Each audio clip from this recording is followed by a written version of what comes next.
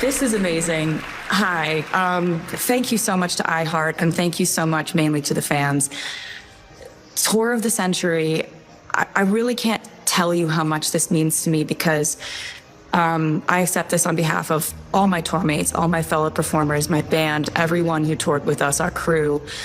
This is actually the 2-year anniversary of the first show of the Eras Tour. So I've been doing a lot of processing since I've been off the road these last few months. And, people often say that sometimes the greatest challenges in life end up being something you're so proud of, or end up being the most gratifying feeling in the end, if you can rise to the occasion. And this tour was absolutely the most challenging thing I've ever done in my life. It's a 3.5-hour show, more shows than I've ever done on a tour. And it really was the most gratifying thing I've ever done. I think about that tour constantly. I'm so proud of it.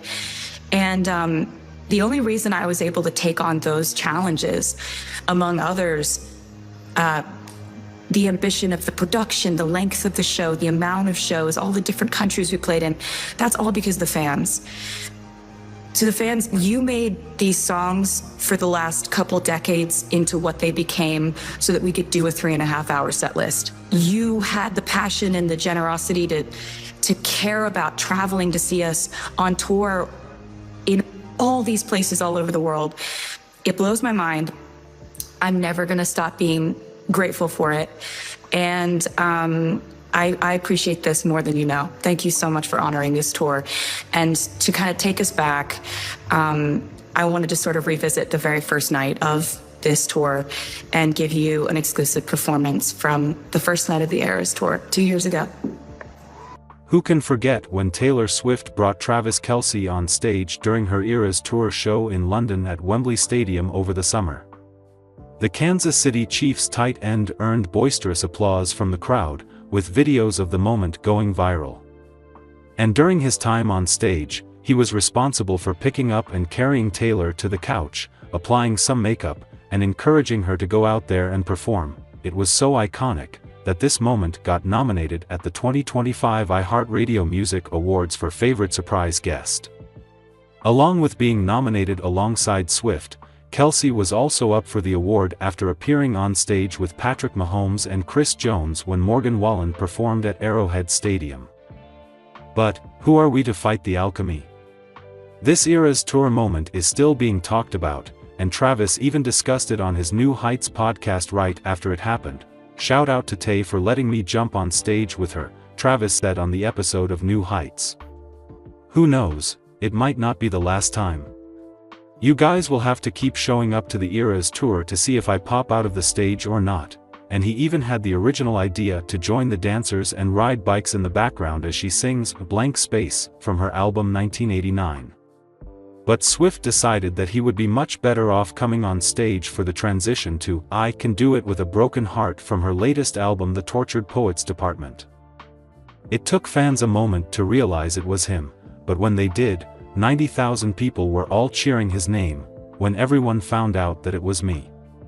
Because it took a moment for everyone to figure it out, and then they kind of put the camera on me. Cam and Jan, the three of us coming up the stage or on top of the stage, Travis explained. That moment was pretty jarring. I was just like, OSH. And you don't realize how big that damn stage is. It is easily as big as a football stadium, like in terms of length. And then on top of that, it's almost numbers to numbers. It's way bigger than I could have ever imagined.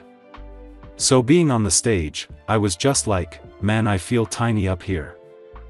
Swift stepped out in an oversized gray blazer paired with a short skirt, completing her look with straight blonde hair for a relaxed yet stylish vibe. Meanwhile, Kelce embraced a similarly casual style, wearing an unbuttoned gray shirt over a white t-shirt, paired with jeans. The Kansas City Chiefs star, who has been growing out his hair since the Super Bowl, also sported a fuller beard and dark-framed glasses, giving him a refreshed appearance.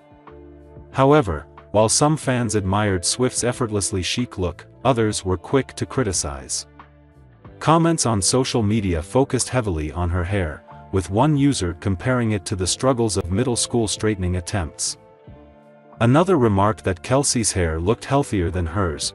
Kelce's evolving style also sparked debate, with some praising his hot professor aesthetic, while others were less enthusiastic about his longer hair. Some fans even likened his outfit to early 2000s fashion trends, with one joking that he looked like Josh from Clueless. Despite the mixed reactions, the couple continues to capture public attention, making headlines with every outing.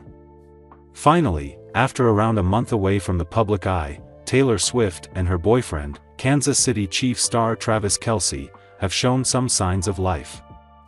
This comes in the form of some paparazzi-style photos from a recent night out in New York City, which, unsurprisingly, made all sorts of waves online.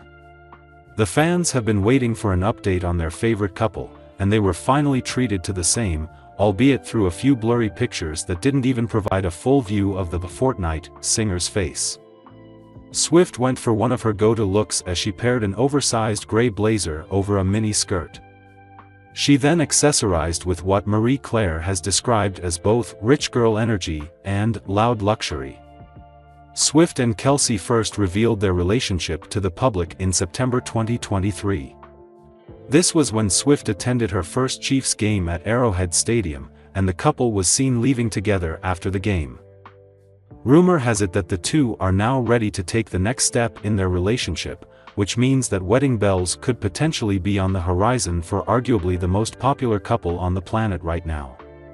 Head coach Andy Reid's Kansas City Chiefs secure the re-signing of a former Super Bowl champion player alongside Patrick Mahomes and Travis Kelce for the 2025 NFL season. The Kansas City Chiefs want to prove in the 2025 NFL season that they are a team capable of winning the Super Bowl, following their defeat against the Philadelphia Eagles. Head coach Andy Reid will once again have a key weapon for quarterback Patrick Mahomes and veteran Travis Kelce. Confirming the return of a Super Bowl champion to the roster is a positive move for the Chiefs during this offseason.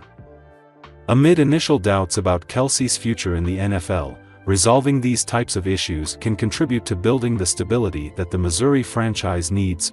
Mahomes will have a key receiver he previously relied on to win the league in 2023 when the Chiefs defeated the Philadelphia Eagles in Super Bowl 57.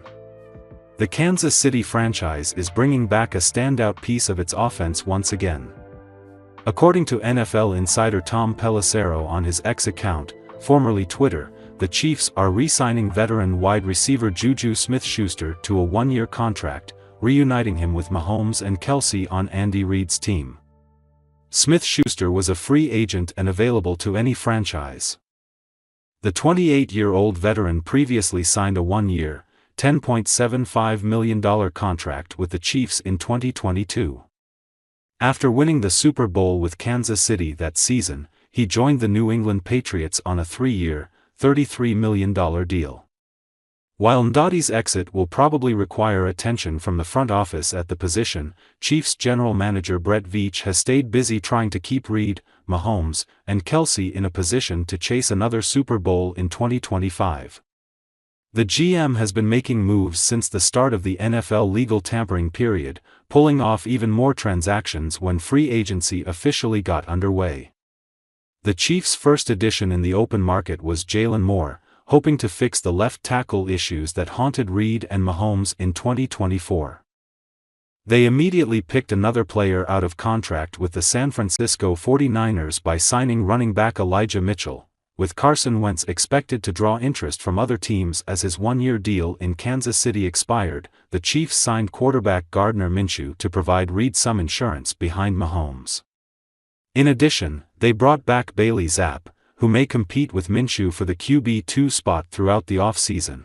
The team also added on the defensive side of the ball by landing former Los Angeles Chargers cornerback Christian Fulton and former Minnesota Vikings defensive end Jerry Tillery, but perhaps the most important news came with contract extensions. Buoyed by the news that legendary tight end Travis Kelce is returning in 2025,